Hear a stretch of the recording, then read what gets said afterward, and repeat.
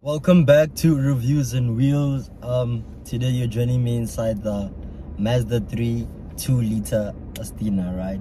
So before we start with the review, if you're new to the channel, please do subscribe to the channel, like the videos, and leave a comment where you can, understand?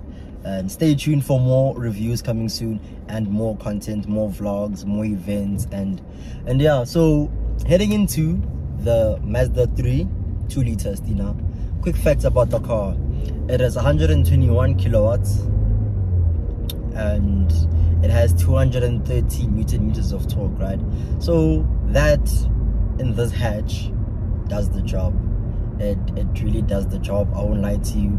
It has a front wheel drive with 4 cylinders. Yes, it has 4 cylinders. So another thing about this car that you should know, right? It's quick. It's very quick. 0 to 100 is claimed 11.2, if I'm not mistaken. But I'll correct myself as time goes. I'll correct myself. So heading into the exterior of the car. Exterior of the car. Let's start with the front. The front of the vehicle is very, very amazing, very beautiful. It has an aggressive look, with the lights on and off, right? So it has daytime running LED headlights, yes, which are always on because it's daytime running LED headlights, right? And then also the new grille with Mazda, I don't know how to explain it, but whatever the design team did with the front design, I love it. I love it so much, right? I love it. And then to the side of the vehicle, the side of the vehicle is also very lovely. It's a hatch, but it's like long. It's like that long hatch, but it's also low. So it's a hatch. It's a low hatch, long hatch. Yes, correct. It's a long hatch. It's a long hatch. That is that from the side, right? And the back is very, very beautiful. Also, it has round LEDs at the back on both sides, and then on the left hand side is written Mazda 3, and then on the right it's written Sky Active, because you know most Mazdas are Sky Actives, right?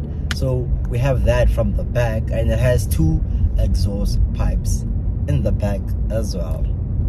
So yeah, that is that from the back.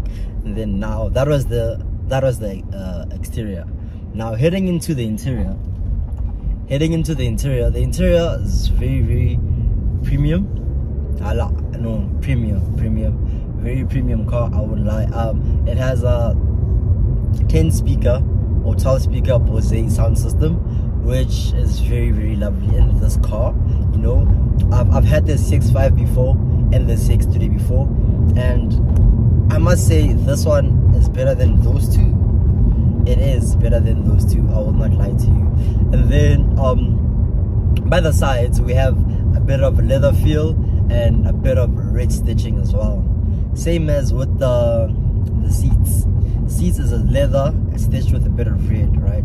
Now heading into the steering wheel is also a very leather feel with controls on the left and on the right. So the controls on the right is just the cruise control settings, right? And then on the left is settings for the instrument cluster. If not the instrument cluster, it's for the infotainment system, right? So that's what we have on our left. And then we have a digital / analog instrument cluster, because you can change it. There's a button that's here, it says info, so it changes everything. So if you press info, it'll show you driving info, which is how many kilometers you have left and how much kilometers you're averaging per 100 kilometers, right? So when you press it again, it's not digital. It shows D, and it shows that you're in your correct lane and the speed on top. On the left it's a rev count left, on the right is your fuel gauge and whatnot, you understand? So that's what we have here. And the steering wheel has pedal shifters, left minus and then right is the plus. So now heading into like the dash and everything of the vehicle, right? The dash of the vehicle and everything, we have a infotainment screen, which is, I think it's a 10-inch infotainment screen. Yes, if it's not, I will correct myself. 10-inch infotainment screen, and wrapped around leather.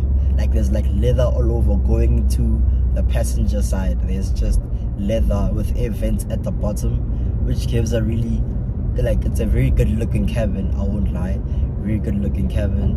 And then after that, heading into the specs of the vehicle. Well, quick fact, another fact about the car, fuel consumption wise, right? It has claimed 6.7, right? And I am averaging 10.7. Yes, 10.7. So another thing that I realized about the vehicle, right? When was it? I think it was last week. The car was almost empty, right? The car was almost empty, and then I had to pour 600 rand. 600 rand got me to almost full tank, right? Almost full tank. Then another thing, it got to empty again, and then I poured 250, and then it got me to half tank, right? So cool features in the car. It has auto hold, and it has the i-stop. So the i-stop switches off the car, and then when you let go of the brake, and then it starts again. And then the auto hold is just to hold the car while you rest your foot off, like you resting, like right now auto hold is on. Oh, cool. So now the spaciousness in this car, you might not think that it's enough, but for this sort of hatch, the space is quite good. It's quite good, I wouldn't lie. It's quite good and for the price as well. So our exact spec, this is the Mazda 3 2-liter Astina. The Astina is 583,200 rand. This is the top of the range, you know. It has a sunroof as well. So yeah, that is like another thing that most people like about the car. Good looking. This color is called machine gray. Machine gray, very good looking car. I remember the first day I got the car on test, I got stopped by one of the cops and asked, "Is this your car?" And I was like, "Yeah, it's my car." And they're like, "Nah, it looks good, it looks good." And they started asking me, what do I do for a living? So then there was another lady who was speaking to me by the robots and asked if that's my car, and I said yes, and they said, "Nah, it's a really good car." So look, driving in this car, you just get a lot of compliments from a lot of people. So it's a very good looking car, feels good as well. But the only downfall is the petrol. So the things that I like about the car is the overall looks, like overall inside out, you know. Also the drive, I love the drive as well. The drive is very, it's a very nice drive. And then what I don't like about it, okay, not that I don't like, but okay, it's low. So sometimes at like speed humps, you have to tread carefully, you know. So that's the only disadvantage. Also, when like parking, the front is very, very long, so I'm sure you could see, but it has an aggressive look. So would I recommend the car? Would I buy it, or would I consider it? All of them, yes, I would. Despite the fuel and everything, I would buy this car. I'd recommend it to looking at the price, 500k above. Looking at the price, I would suggest it to middle class people, women, males, everything, like, yeah, just middle class. And yeah, would it be a perfect daily? I mean, it would depend on how you drive as well as a person, you understand. It will depend on that. It also depend on the distance you travel every day, understand. So if it's just from here to the shop or to work, let's say you live in Joburg and you work in Midrand, yeah, you could use it as a daily car. You understand. So yeah, I would say buy the car. I would recommend it to the middle class. Student wise, I also would, if you can afford it, understand, if you can afford it. But if you can't afford it, then nah, it's okay. And then would I consider it? I would consider it. It's actually on one of my shortlists. I have like a list where I shortlist cars which I would like to buy, and this has made it number 2. Yeah, it has made it number 2. So yeah, I would consider it. I would say buy it, and I would definitely recommend it. So yeah, thank you guys for watching. Don't forget to subscribe to the channel.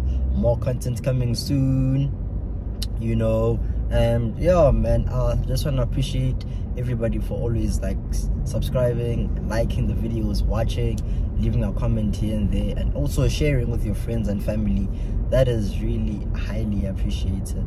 So thank you guys, and I hope to see you guys in the next video as well, because there's another video coming, because we have a triple garage. So yeah, this is the review of the Mazda 3 2-liter Astina.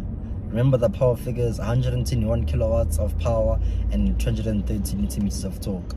So that is your boy Saucy Wolf, and thank you for watching the Mazda 3 review.